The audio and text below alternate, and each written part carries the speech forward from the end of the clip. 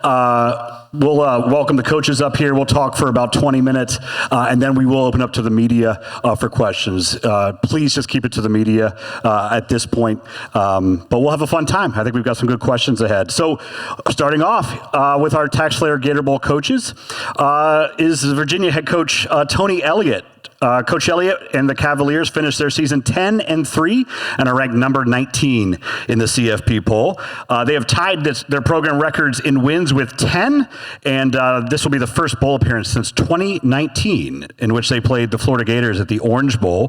The Cavaliers also, this is their third appearance here at the TaxSlayer Gator Bowl, with the last appearance in January 2008. He was named ACC Coach of the Year, and this is his first bowl as a player, was right here at the Gator Bowl. Please welcome Coach Tony Elliott.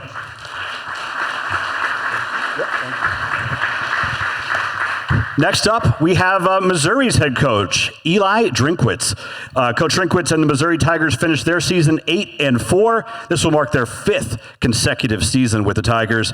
Bowl eligible and coming to a bowl game. Missouri has played at the TaxSlayer Gator Bowl 3 times previously, with the last instance in December 1968. So it's been a few minutes since Mizzou was here. Yep. Coach Drinkwitz, is our pleasure to welcome you in the Missouri Nation here. Please welcome Coach Eliah Drinkwitz. All right, so we'll just jump right into this. You know, both of your teams have arrived in Jacksonville with a lot to play for. How do you help your players understand the history and significance of playing in a bowl game like the TaxSlayer Gator Bowl? We'll start with you, Coach.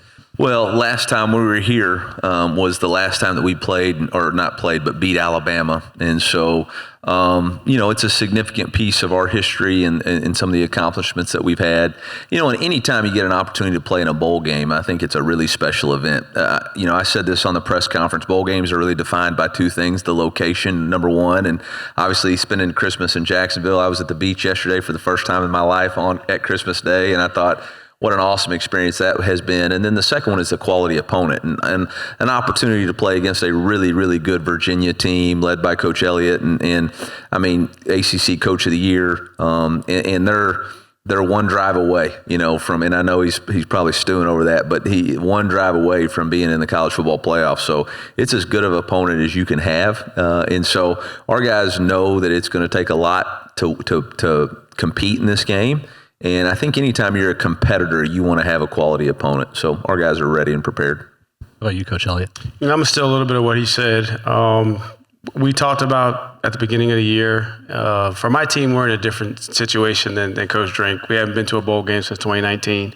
I got fifth-year seniors on my roster that have never, been close to a bowl game. So we talked about the objective was we wanted to be playing where it's warm in December, right? That's when you know that you've made it to the type of bowl that you want to be in, like he said, with location. But we've really been trying to take in the moment with everything. I mean, we've really just had an appreciation for the flight, the school that we're practicing at, the hotel, the weather, just everything about the experience is new for our guys. And then also being able to play against a team like Coach Drink's team, and man, you cut them on film, and immediately we knew that we were going to a really, really good bowl, because when you watch the tape, you're playing a team like Missouri. Awesome. So you did mention you spent Christmas here. So this is a little bit of a different question. So you had Christmas dinner with your team, another probably first for your group. If you could invite 2 or 3 people to that Christmas dinner yesterday, who would you invite and why?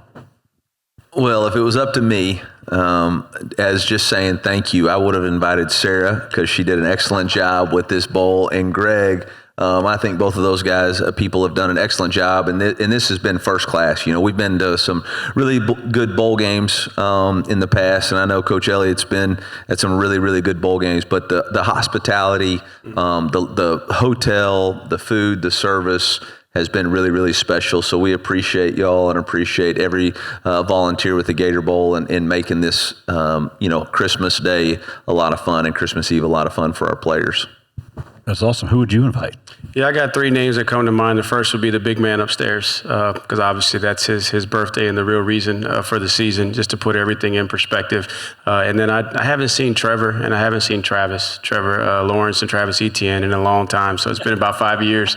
So I think I would have invited them over just to celebrate with us. We're in there playing in their venue, in their hometown, but then also to help our team understand what it's like to play in the postseason, because we've been approaching this game like a playoff game. This really is 2 teams that are a drive and a half away from playing in the college football playoff. So I would have brought those 2 over just to maybe help me get these guys fired up to go against drinking. You didn't sign them for the game, right? Like, they're not playing, are they? I tried to, but they wouldn't answer. Jiminy Chris. Wouldn't pick up the phone. That would have been a big pickup for the game. You mentioned Bowl Week, and we'll start with you, Coach. Is there 1 or 2 events that really stand out? Obviously, we have a lot of the committee here with us that really stand out that made this week special for you and your team? Yeah, I think just the opportunity today for 6 of our players to be over meeting with the young people that really are the superstars. They're the ones that have been battling life-altering just situations, and so for our players to have an opportunity to put it in perspective of how blessed they are, and then having a chance to go over to the naval base and tour the destroyer ships. I'm a little bit of a kind of a military nerd. I like things like that, so it's really, really cool to see that up close and personal. I've been on an aircraft carrier, I've been to Air Force bases, but I've never been on a ship like that. And I thought that also helps our guys put everything in perspective. Football is the ultimate team sport. That's all about sacrifice. But when you meet the officers and the enlisted folks that are aboard those ships, man, you realize that they're the ones that are really making the ultimate sacrifice for us to be able to talk about a football game. They give it up for us. For sure. Anything that stands out for you? Yeah, I mean, I thought the opening night we packed the backpacks, just an attitude of gratitude and giving back to the community. And, I think that's an awesome mission that they have in providing, food for food insecure people, children. I think that was a great deal. And for our guys to be able to just write an encouraging note, encouragement's such a powerful thing, using your words in a positive way. And so I think that was really cool. And obviously the Dream Team event that we just went to was impactful. There was one kid kept picking Virginia to win the game. It was bothering me a little bit, but other than that, it was good. Well, 1 out of 6, we got to at least get 1 vote. Well, we got there first. I recruited 5 of them. One of them, I couldn't get a commitment. I love that. And the give back of a bowl game is such a big piece of that. But it's also a big piece, I'm sure, of what you deliver for your teams every year. Is there anything in particular that you do during the year you'd love to highlight just to this audience that you do from a give back standpoint? Yeah, so each Friday during the season, we have a couple of opportunities in town. In Charlottesville, the UVA Medical Hospital has a big children's wing, and so several of our guys will spend their Fridays before we start our preparation, just visiting with the children from all over the East Coast, all over the state of Virginia, just to bring encouragement. And then we also have another group that goes to one of the local elementary schools and reads to the children there. So those are 2 things that really stand out. And then we have a big community service event each semester. And this past year, we went to a local housing project and just tried to do anything we possibly could to help renovate and make life a little bit better for them. How about you, Coach? Yeah, we do some similar things, but the one I would highlight is my wife and I's passion has been foster care ministry, and there's a foster care group called Coyote Hill in town, and we actually track with them. We do a night of champions for all the foster care kids within Boone County, and we bring those students in or families in, and the families go and have a night and a meal with the coaches' wives, and all the young athletes go and do a night with our players and do a football camp with them. Then we bring them back to a game and have their whole family for a game. And then for Christmas, since these guys are getting NIL, we have each position group adopt a family and go out and buy all of them Christmas gifts and use their influence in a positive way, use their finances. We preach a lot to our guys, you're blessed to be a blessing. And so use your resources. And it was really cool. One of the cool things, our defensive ends or our edges were in line to buy it. And they're at Target.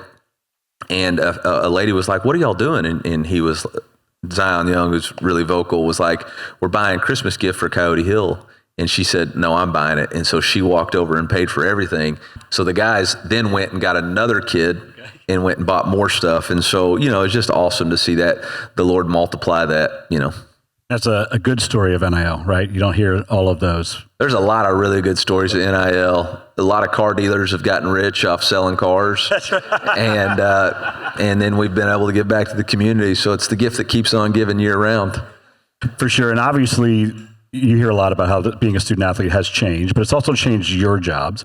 But I'm assuming that being a leader of men is still one of the most important things, as there are now assets and money behind this. So how has your job changed, and just describe the importance of being that leader of men and shaping the next generation? I think he said it the best way. You're blessed to be a blessing to others, and I know I didn't get into this business to be sitting here today. I got into this business. My first job was at an HBCU, and all I wanted to do was coach ball, to be around young people, to use that platform to impact them. And I was fortunate to have people that believed in me to help me develop, to ultimately be fortunate enough to be in this position. But at the end of the day, we're teachers. We're developers of young people. And that's the hardest thing, I think, in our line of work, is keeping the focus, because there are more good things than there are bad things. But a lot of times the things that catch people's attention in the media are the things that make your job frustrating, but it's a small minority of the time. But to me, it's a calling.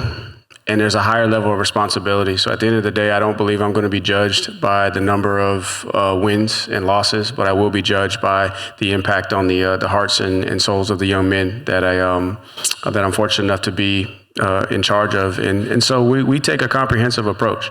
It's a holistic approach within our program, and we want to prepare our guys to be champions in all that they do. And they're going to be men much longer than they are football players. And what we need is these young men that possess so many talents beyond just the physical things that you see on Saturdays. He mentioned one of his DNs is very vocal, and I'm sure he's got probably so many gifts that he can give and pass forward. And then has an unbelievable platform. So we just keep that in perspective. And so everything we do is about building champion men. And then in the process, we believe that whatever they touch, whether it's football, academics, their spiritual life, their social life, they're going to be champions. That's awesome.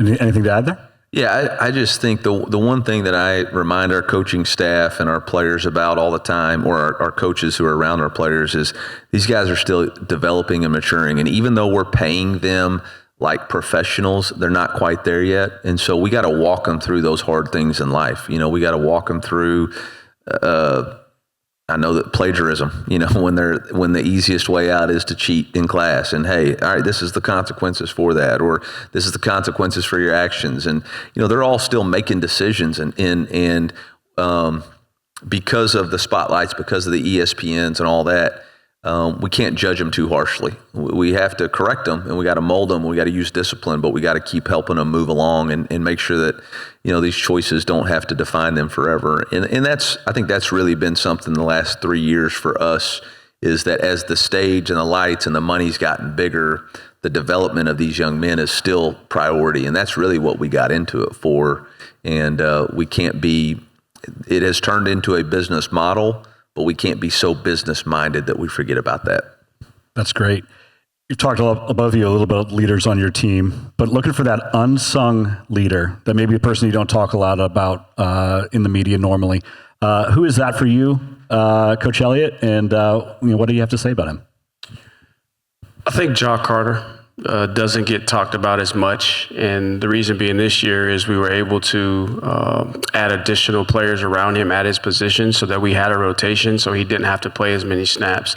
But in that process, his impact has not diminished at all. It's actually improved and increased. And he's a guy was there with the previous staff, went through the transitions, never been to a bowl game, and now we're here. And it's just so awesome. You see a fifth-year guy that could be focused on himself, and when he's not getting reps in practice, he's taking a young guy over to the side and coaching him one-on-one. And that just permeates throughout the position group and with the guys in our locker room. So I'd say Jaw Carter is the one, number 90, that doesn't get talked about as much as maybe some of our other team captains. What about you, Coach Drinkwitz? Yeah, probably for us, Jalen Catalon. He was a transfer from UNLV, plays safety for us. Has rotated quite a bit in the secondary, but is just a steady, consistent hand. Carries the message of the coaching staff from the team room to the locker room, which I think is very important. And he's just been consistent. And even through, the transitions of the bowl game and players playing, not playing, he's been consistent, rallying the troops, making sure we have the right kind of spirit and energy at practice. Been really proud of him. That's great. We also do have a football game tomorrow. So talk about your week of preparation and what the fans can be excited to see from your team. Yeah, it's been a good week. We tried to keep it as normal as possible, being that we are playing on a Saturday. The only difference was we practiced Tuesday morning before we flew down, but it's been really good energy. The guys have been excited. They've loved the preparation down here because of the weather and the venue. So it's been very spirited from a practice standpoint. We understand the opponent that we're getting ready to play. It's going to be a fast game. Right, it's going to be a very physical game, and it's going to be a game that comes down to one possession. So our guys are focusing in on the details to be able to play our best to give us a shot to be in the position in the fourth quarter to see which team wants to win it the most. Yeah, we tried to have a typical game week the last week, and then we gave our guys 3 days off to go home, and then we met down here, had a practice Tuesday, Wednesday. Today will be a fast Friday for us, and then we'll be ready to kick off tomorrow night. Obviously, with our quarterback, who was penciled in to be the starting quarterback leaving, opportunity for a freshman to step up. That'll be a little bit of a challenge for us to see, how can he acclimate. They do a tremendous job on the defensive side of the ball on the back end with their secondary. It's like this offensive guy told him to mix up all these coverages. You got no idea what they're doing in the back end. But, it's really going to be strength on strength for us. I think their defense and our defenses are probably the thing that we both lean on. I don't want to misspeak. And then offensively, both of us control the clock and try to move the ball down the field and take our shots when we can. We're going to have to really rely on Jamal Roberts and Ahmad Hardy. Those are our two running backs. And then, we've had some wide receivers step away too. So it gives an opportunity for Kevin Coleman and Donovan Alubade to step up. It wouldn't surprise me if it doesn't come down to the kicking game because it's such an even matchup with offense and defense. Well, that's great. Well, it's good. Thank everybody, the two coaches for this wonderful Fireside chat. Thank you very much. So I do want to open it up for questions to the media. I do believe there are microphones. Is that correct? So please talk into the microphone, and we'll start right here. Hey, gentlemen. Gary Smith from the Florida Times Union in Jacksonville. I want to ask a related question to maybe all the turmoil that's going on in college sports right now. Both of you have 1,000-yard rushers who started at other colleges. And I'm assuming there was something there that you liked about the way they were coached and the way they developed to bring them to your program. We have two mid-major basketball teams in this city who have lost their leading scorers to the SEC, the ACC, and the Big Ten in the last 3 years. My question to you is this. When things kind of settle down a little bit, do you think the Power Four conference teams, when they get a transfer from an FCS team, a mid-major, a Division II team, should there be some kind of a developmental fee that goes back to those colleges after a kid transfers to your program? Deep cut early. Yeah, so this is actually a law-related question that applies to the NFL too. And so as soon as the NFL starts paying the universities in us for developing their talent, there would be no NFL if there wasn't college football. And so as soon as they start paying us, then I think that's something that would happen. But it's going to have to start top down. I think he answered it perfectly. So I just want to say ditto. But truth be told, we're at a different place in our program than maybe Coach Drink is with us taking over as a new staff. And really last year was the first cycle that we had through with a big transfer portal class. So what we saw was just really good football players that could help us get better. I think the longer we're in it and the more direction we do get from the NFL, we'll be able to maybe pay it forward. Any other questions? Yes, sir. Clint Schweitzer, Starcade Media in Kansas City. For Coach Drinkwitz, you kind of mentioned Zion Young there and some of the impact he's made. Just wondered if there was kind of an update on his availability for the game and any other maybe roster updates that you might want to share. I don't want to share him because I don't want Tony to know. But no, Zion's playing and had been deliberating on that, but he will play tomorrow, and excited for him to do that. We've had a healthy week of practice, so nothing since I think last Tuesday when I updated everybody. Obviously, I think the starters that have opted out obviously were Bo, Josh Manning, and Marquise Johnson. But and then obviously the injuries with Brett Norfleet and Josiah Trotter. So it's 5 pretty good players. But other than that, we're ready to rock and roll. Now, do you want to answer any? You got any news? Because I'd like to know. I saw a tweet about your running back. You know what? Has he made up his mind yet, or what? He's still deliberating. Yeah. Well, tell him to call me. Tell him Zion's playing. I love it. I think there was someone in the second row. Nope.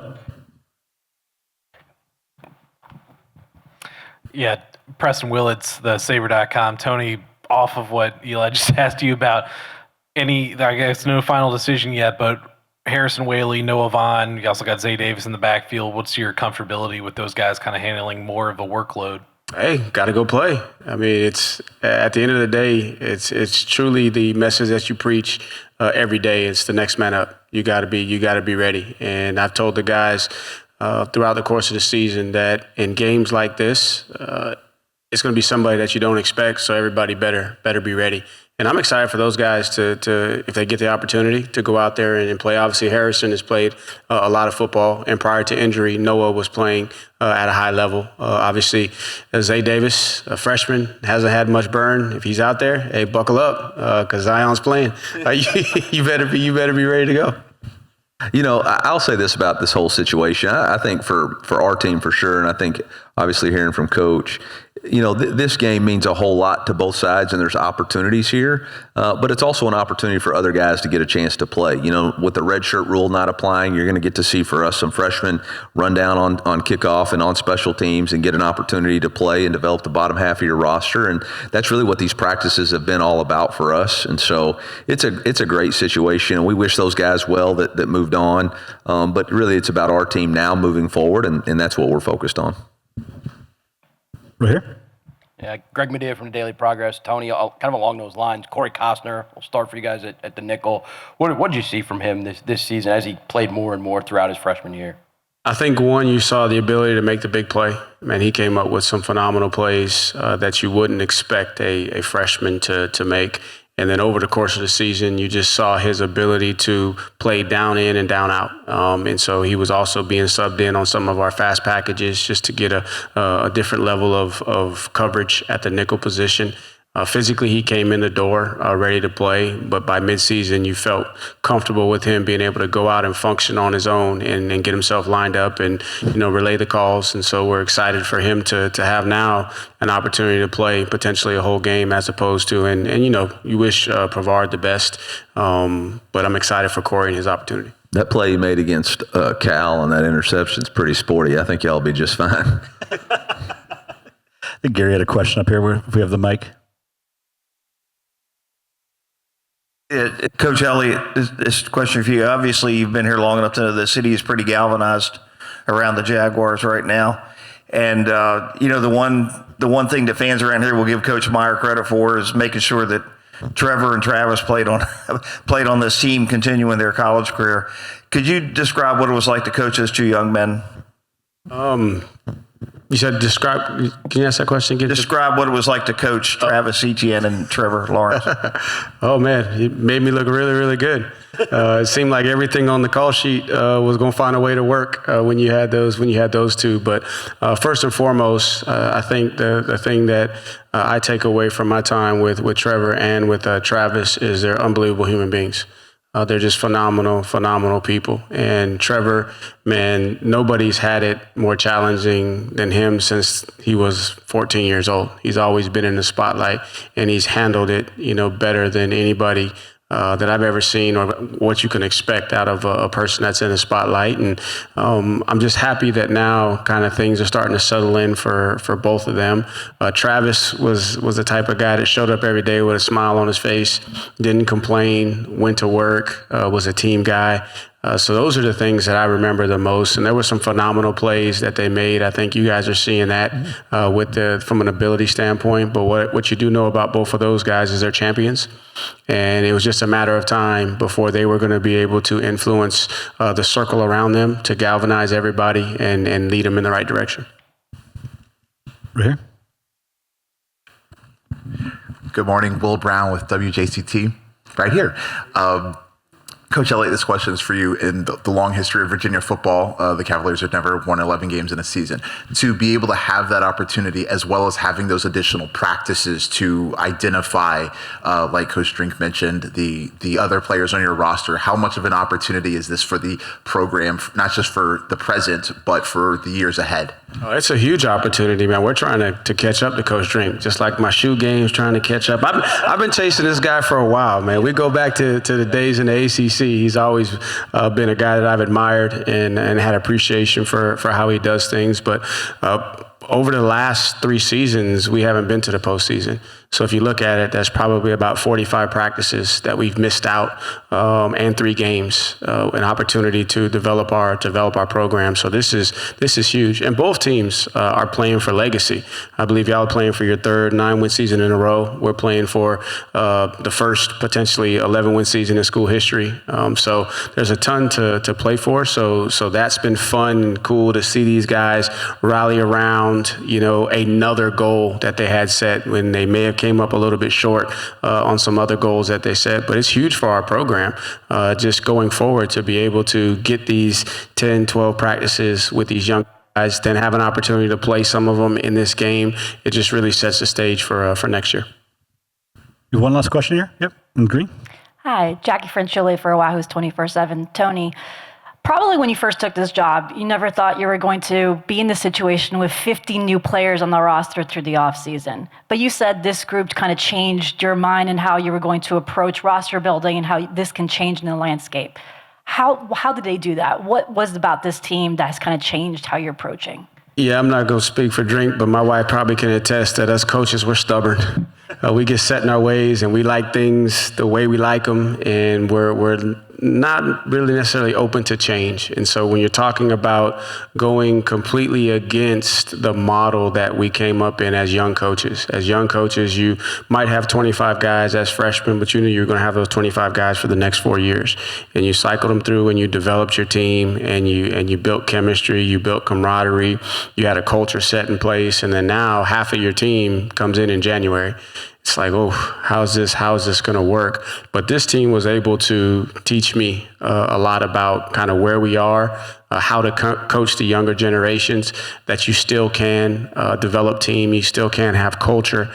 Leadership is everything rises and falls on leadership if you get the right leaders in place.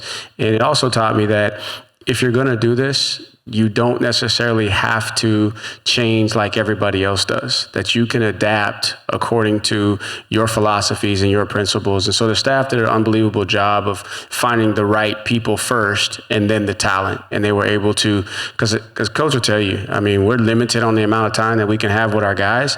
And there's got to be certain individuals that take the message of the coaches down to the locker room. And that's what these guys proved to me, that if you have the right leaders in place, you can bring a large number of new guys in, because ultimately the locker room is going to police itself if the culture is set and you have the right guys. All right, Coach Drinkwitz, Coach Elliott, thank you so much. Good luck tomorrow, live on ABC tomorrow night here at Everbank Stadium. Excited to host you in the TaxSlayer Gator Bowl, and thank you everybody for attending today. Thank you.